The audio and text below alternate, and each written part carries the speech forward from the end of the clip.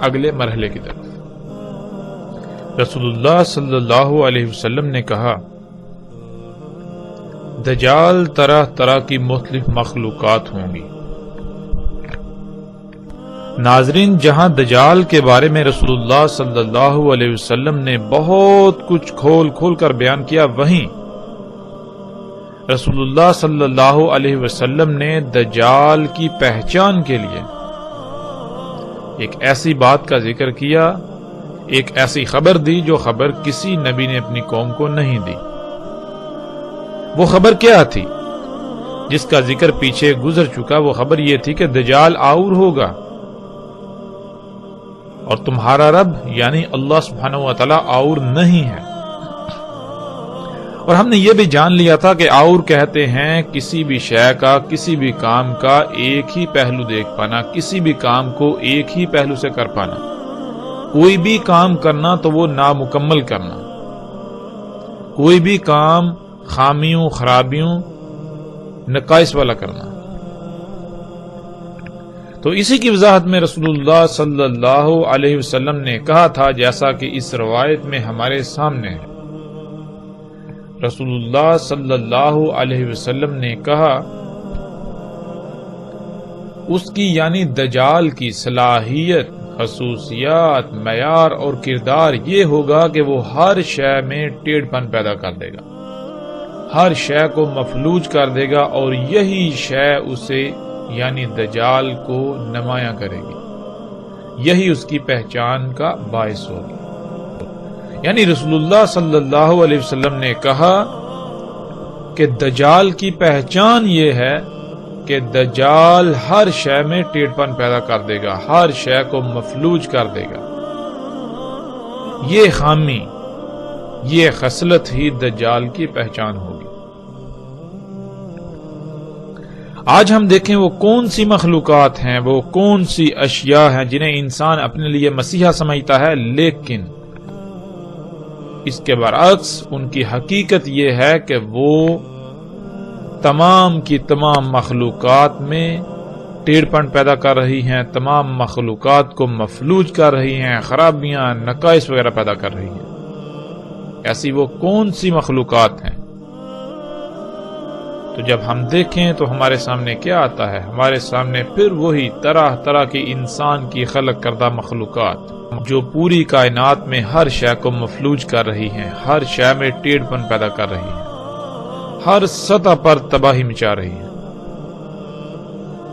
جب ہم ان مخلوقات کو دیکھیں تو جہاں ایک طرف یہ زمین کو مفلوج کر رہی ہیں، زمین کو کھوکھلا کر رہی ہیں، جس سے زلزلے، طوفان، آندیاں آ رہی ہیں، جس سے زمین کی پیدا کرنے کی صلاحیت متاثر ہو چکی ہے، تو وہیں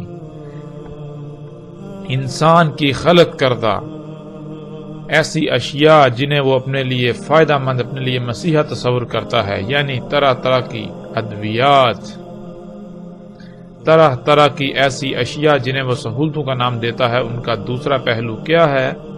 ان کا دوسرا پہلو یہ ہے کہ وہ تمام مخلوقات کو فساد زدہ کر رہی ہے، جیسا کہ آپ ان تصاویر میں دیکھ رہے ہیں۔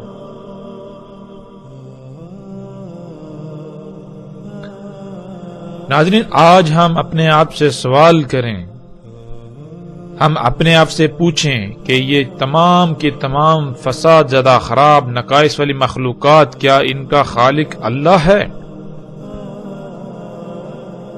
اگر ہم یہ کہیں کہ ان کا خالق اللہ ہے تو اس کا مطلب یہ ہے کہ اللہ سبحان نہیں ہے، اللہ کے لیے حمد نہیں ہے، یعنی اللہ جو کام کرتا ہے وہ عیب دار کرتا ہے، نقائص والا کرتا ہے، خامی و خرابی والا کرتا ہے۔ لیکن جب ہم دوسری طرف قرآن سے رجوع کریں، قرآن سے اپنا تعلق قائم کریں، قرآن پر اس سوال کو پیش کریں، تو قرآن تو بار بار یہ کہتا ہے کہ اللہ سبحان ہے، اللہ پاک ہے اس سے کوئی عیب دار خلق کرے۔ اللہ ظلم نہیں چاہتا، اللہ ظلم نہیں کرتا۔ قرآن پورے کا پورا اسی بات سے بھرا پڑا ہے۔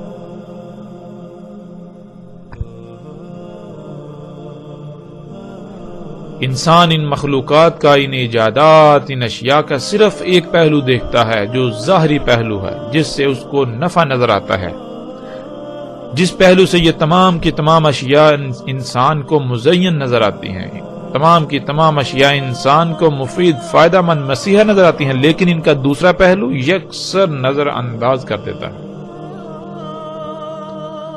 ان کے دوسرے پہلو کو یکسر نظر انداز کر دیتا ہے۔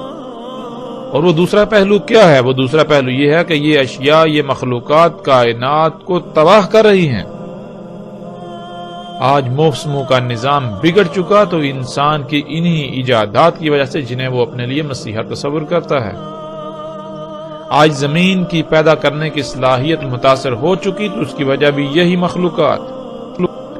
آج لا تعداد بیماریاں وجود میں آ چکی ہیں جن کا ماضی قریب میں وجود تک نہیں تھا، اور ان بیماریوں سے انسان تو کیا، جاندار تڑپ تڑپ کر مر رہے ہیں۔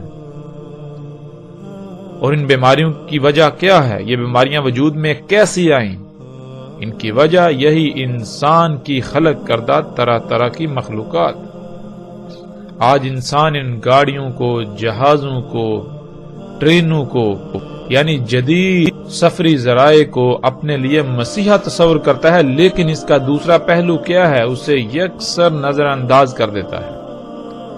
انہی گاڑیوں کی وجہ سے، ٹرینوں جہازوں کی وجہ سے، یعنی انہی سفر کے ذرائع کی وجہ سے آج پوری دنیا دھوئیں سے بھر چکی، اور یہ دھواں تمام مخلوقات کے لیے زہر قاتل ثابت ہو رہا ہے۔